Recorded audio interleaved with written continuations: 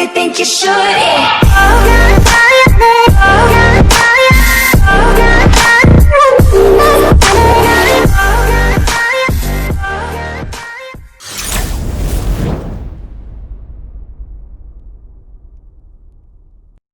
Assalamualaikum warahmatullahi wabarakatuh.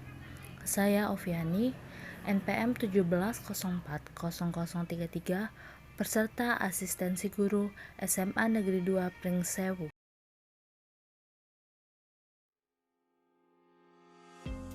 Teks eksplanasi, yaitu yang terdiri atas pengertian, ciri, kaidah, struktur, dan contoh. Pengertian teks eksplanasi. Teks eksplanasi merupakan sebuah karangan yang berisi penjelasan-penjelasan lengkap tentang mengapa dan bagaimana sebuah fenomena bisa terjadi, baik fenomena alam maupun fenomena sosial yang terjadi di kehidupan sehari-hari. Teks eksplanasi dapat disamakan dengan teks yang menceritakan prosedur atau proses terjadinya fenomena atau peristiwa. Pembaca dapat menerima pemahaman secara logis dan jelas dari teks tersebut. Menurut Mahsun tahun 2003 halaman 189, teks ini disusun dengan struktur yang terdiri atas bagian-bagian yang memperhatikan pernyataan umum atau yang disebut dengan pembukaan, deret penjelas atau yang disebut dengan isi, dan interpretasi atau yang disebut dengan penutup. Bagian pernyataan umum berisi informasi yang singkat tentang apa yang akan dibicarakan. Bagian deret penjelas berisi tentang uraian atau penjelasan tentang peristiwa yang terjadi. Sementara itu, bagian interpretasi berisi pendapat singkat penulis tentang peristiwa yang terjadi. Bagian ini merupakan penutup dari teks eksplanasi yang boleh ada atau boleh tidak ada. Tujuan teks eksplanasi.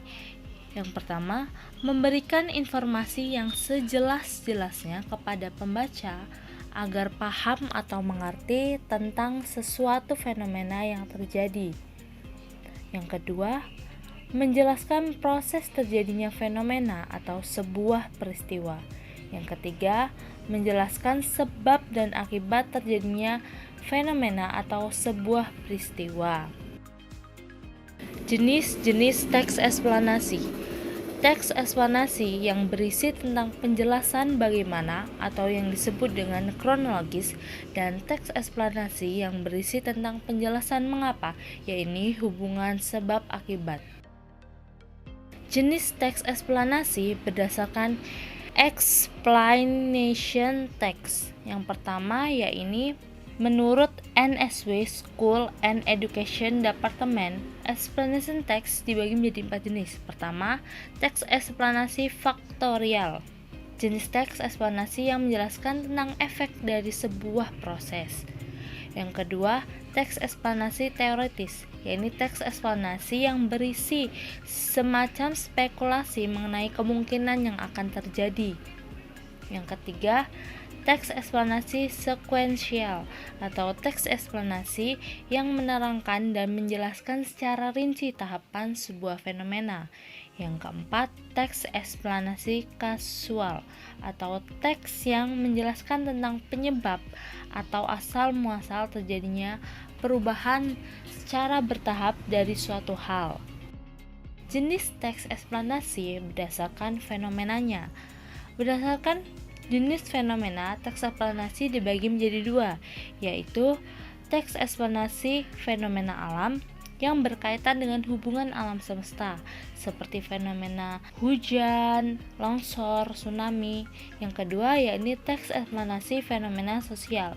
Jenis teks ini merujuk pada peristiwa atau fenomena sosial yang terjadi di lingkungan kita. Struktur teks eksplanasi. Pertama, pernyataan umum, yakni berisi tentang penjelasan umum tentang fenomena yang akan dibahas, berupa pengenalan dan penjelasan di awal, seperti gambaran dari fenomena itu. Yang kedua, yaitu deret penjelas, yaitu berisi tentang penjelasan mengapa fenomena itu dapat terjadi atau bagaimana fenomena itu bisa terjadi. Yang selanjutnya yaitu interpretasi, yaitu teks penutup yang bersifat pilihan yang merupakan intisari dari pernyataan umum dan deret penjelas. Ciri-ciri teks eksplanasi. Teks eksplanasi memiliki 3 ciri-ciri. Yang pertama, struktur. Yang kedua, memuat informasi yang berdasarkan fakta. Ketiga, faktual.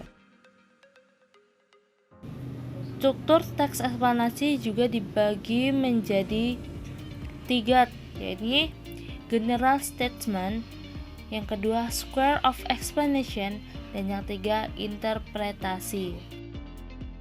Kaidah kebahasaan teks eksplanasi. Teks eksplanasi pada umumnya memiliki ciri bahasa. Yang pertama, fokus pada hal umum atau bukan partisipan manusia. Yang kedua, dimungkinkan menggunakan istilah ilmiah. Yang ketiga, lebih banyak menggunakan kata kerja material. Keempat, menggunakan konjungsi. Yang kelima, menggunakan keterangan waktu. Keenam, menggunakan kalimat pasif. Yang ketujuh, teksnya bersifat informatif. Dan yang terakhir, eksplanasi ditulis membuat sesuatu yang diterangkan itu benar adanya. Pola pengembangan teks eksplanasi ada 5. Yang pertama, pola pengembangan induktif. Yang kedua, pola pengembangan deduktif. Ketiga, pola pengembangan kausalitas. Keempat, pola pengembangan proses. Dan kelima, pola pengembangan contoh. Cara membuat teks eksplanasi. Pertama, kita harus menentukan topik. Kedua, kita bisa membuat kerangka. Dan yang terakhir, kita mengembangkan dari topik yang telah kita susun dan kerangka yang telah kita buat. Terima kasih. Semoga apa yang telah saya sampaikan dapat bermanfaat untuk kalian semua. Jangan lupa untuk terus belajar dan jangan pernah menyerah.